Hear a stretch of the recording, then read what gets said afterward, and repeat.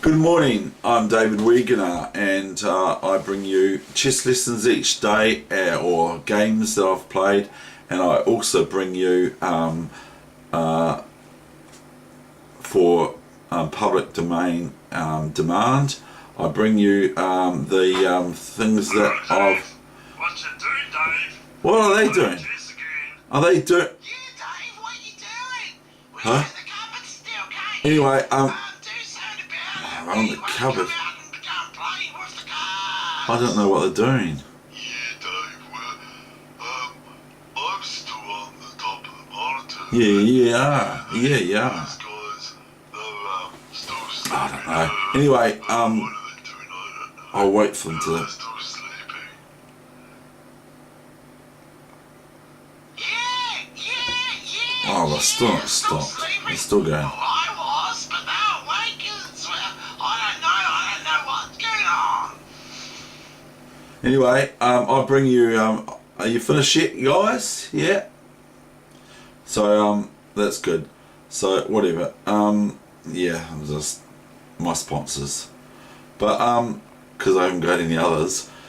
So anyway, I bring you problems too, 2-mover problems or 1-mover problems from actual Grandmaster play. So here we go. The date is the 30th of August 2017. It's a Wednesday. We're meant to have sunny blue skies today, but it's like 20 to 9 in the morning, and it's still pretty grey and misty and everything like that. But apparently the rest of the country, other than Auckland, is getting beautiful weather today, but I can't see it yet. Anyway, I'll see it when I believe it. I'll see it when I believe it. Here's the game I played on Friday last week or so. I think it was either Friday or Saturday. So we've got my E3 move, not my E3 move, it's not mine. So we can play the French backwards as white.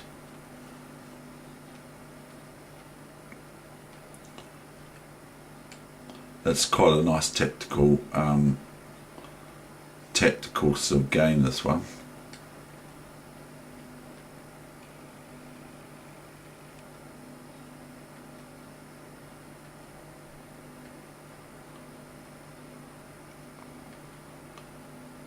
Well, Dave, there's G4. It's the move I'll play in the French, and I'm going to move ahead.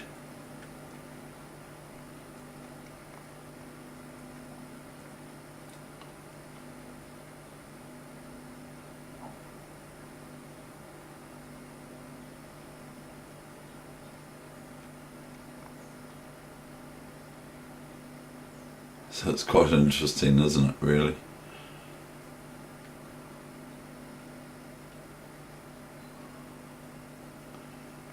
And I'm trying to win this queen with moves like here, which are probably a wee bit hopeful, but the queen would be 1 here, or the queen, would the queen be 1 there? Because wouldn't black still have knight f3 to tangle up my position somewhat? And if you saw the answer to the problem yesterday, well done, because you're thinking outside the square. So if you found the answer to the problem, that means that you look at not necessarily keeping all your pieces on board, you look outside the square by thinking, I might be able to give up something to achieve a one game or checkmate or whatever the case may be. And I've got a problem coming for you today, which is quite reasonable. It's a 1-mover that makes black resign on the spot.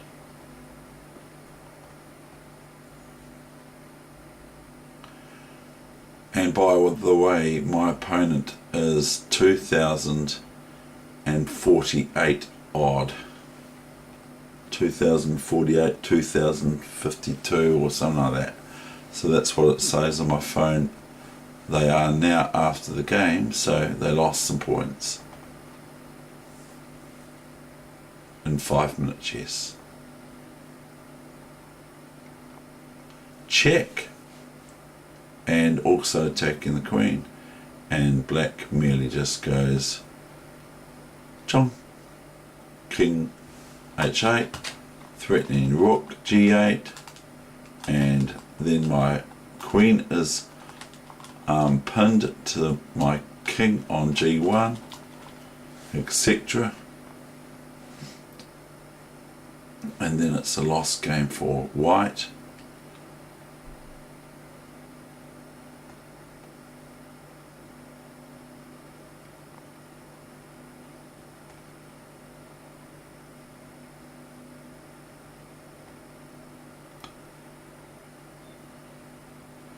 Now if queen takes queen, now I merely just play pawn takes, and oops, so cancel. So if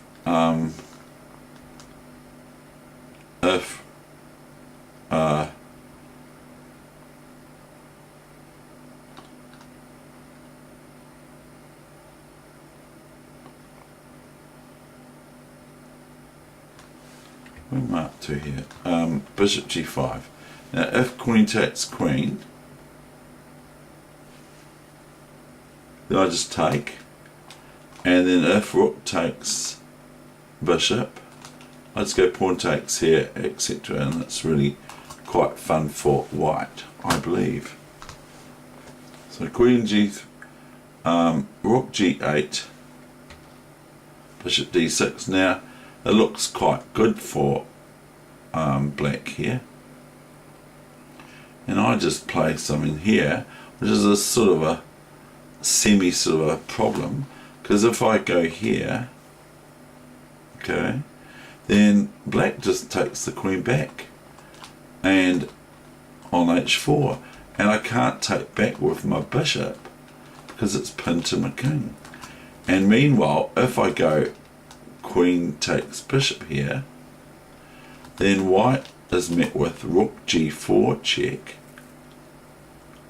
or just simply queen g2 checkmate. So I can't leave this square, can't take this, but what do? I play f7. Now that looks a bit odd, but the whole thing is that all these pieces are going to clunk into each other and cause issues. So okay, let's say the bishop takes the queen now. First I'll show you the end of the game. Bishop f5, and then came bishop g7, and it's all over, as you can see, even though my queen's attacked by a rook and a bishop. This bishop f6 check is quite mean, because the only move that black can play is rook g7, and then white has bishop g7 checkmate or queen g7 checkmate. I played queen g7 checkmate. So we'll just go back here to after this move bishop d6, which looks quite cool. And then I play f7. Now if bishop g3, okay, new variation, notice that the only, if I've got 15 bishops all here, then along here, which isn't possible at all, I can't have 15 bishops on these squares, because whatever. So if I've got so many bishops on here, so what happens here? There's a few things that can happen here. Firstly, white has to be very careful, because like it's checkmates all over the place that white has to be looking out for, and that's the thing. But at the moment, it's actually check with the bishop, you see. So after bishop g3, oops, wrong one. After bishop g3,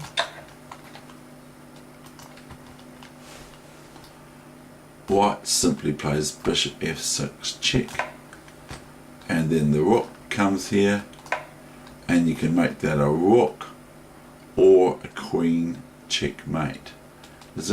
Once this becomes a rook, it's checkmate, you see, because the rook can't move back to defend. So that was quite cunning of me to come up with this sort of play, because it looks quite bad for white, doesn't it?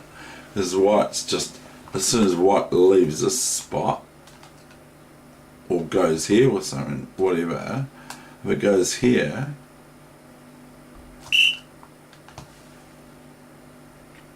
let's say I went here, okay, new variation, then black's just merely got this, okay, check, and I don't want to move my queen in the way really, or my bishop, because they just get taken with the rook, check, here, and then just a bit, I'm just going to take a stab at it, but this move looks quite good for black, threatening bishop e4 check, etc., which is quite devastating, even though white's got this runaway pawn. So that's not what happened. After bishop d6 I played f7. We'll just cancel this. I played f7. Now what is black to do? I don't think, I'll have a look.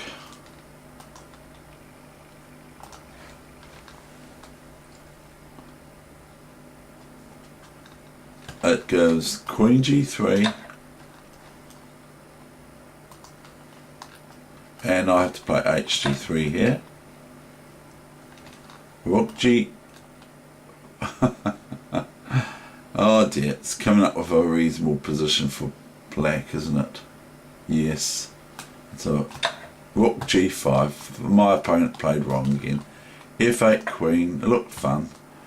Bishop f8. Rook f8.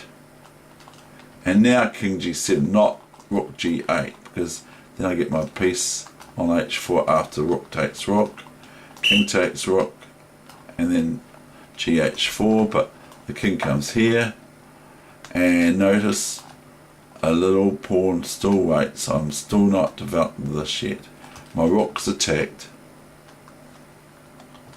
and it goes rook e8, rook g3, king h1, king f2, rook g2, and it's king e1, bishop g4, which is pretty mean of the computer, isn't it? The computer's very mean. Rook e3. We'll just show you what happens with this, okay? Rook e2, check. King f1, it's going rook b2.